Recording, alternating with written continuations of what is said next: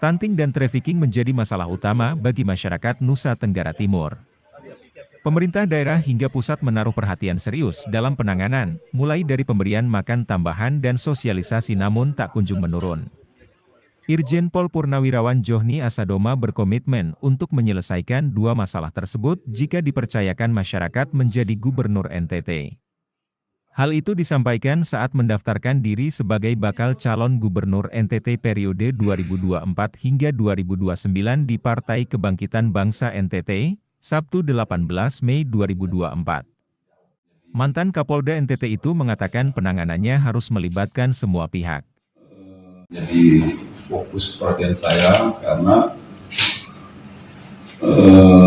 tenaga kerja kita yang dikirim keluar ini bagian dari suatu program pemerintah untuk memberikan kesempatan warga negara Indonesia bekerja di luar negeri, ya. Tapi melalui jalur yang benar. Namun demikian ada juga yang melalui jalur yang tidak benar atau jalur gelap atau melalui perdagangan orang, ya, atau trafficking ini, dan itu korbannya itu setiap tahun itu rata-rata di atas 50 orang yang meninggal dunia. Ia menyebut, faktor utama persoalan kemanusiaan ini diakibatkan karena ekonomi.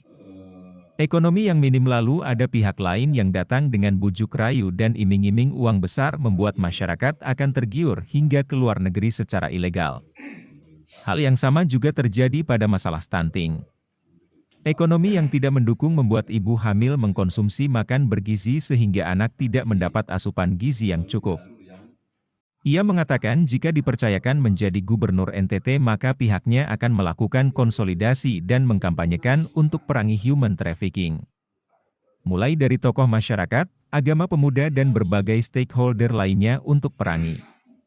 Untuk pencegahan harus dimulai dari kampanye agar mereka masyarakat tidak tergoda dengan bujuk rayuan dan uang. Jika ingin keluar maka harus sesuai dengan prosedur. Tapi kembali lagi, itu bukan cuma kerja polisi, ya. Itu harus kerja terkoordinir secara rapi dan masif, ya. Kita tidak bisa mengandalkan aparat penegak hukum saja. Aparat desa, tokoh-tokoh agama, aparat hukum, ya. Ini semuanya tokoh masyarakat, tokoh adat, ya. Ini semuanya harus sama-sama bekerja secara terintegrasi. Terakhir, penegakan hukum harus terukur dan tegas. Bagi yang terlibat harus ditindak sesuai aturan hukum yang berlaku. Dengan demikian dapat mengurangi angka human trafficking. Ia juga diminta untuk memperjuangkan dan menambah kuota calon taruna Akademi Kepolisian karena selama ini sangat sedikit. Dikatakan pengalaman sebelumnya di institusi dan menjabat Kapolda berhasil meloloskan sebanyak 8 calon Akpol dan itu merupakan terbanyak dalam sejarah.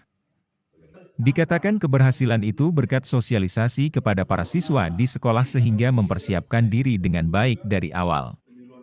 Ada kuota, daerah itu sudah punya kuota, ya. Tapi juga ada standar yang harus dipenuhi. Ya. Nah, karena itu memang perlu juga penyuluhan ke sekolah-sekolah dari misalnya Polda, Korem, Udara, dari Lantamal, penyuluhan ke sekolah-sekolah. Apa sih diperlukan untuk bisa lulus di Akademi TNI Polri ini? Nah, 1 tahun sebelumnya itu anak-anak yang mau masuk TNI Polri itu sudah disiapkan. Dengan kuota yang sedikit, banyak sekali yang bersaing. Maka perlu dipersiapkan jauh hari. Karena di kepolisian maupun TNI semuanya sudah sangat ketat.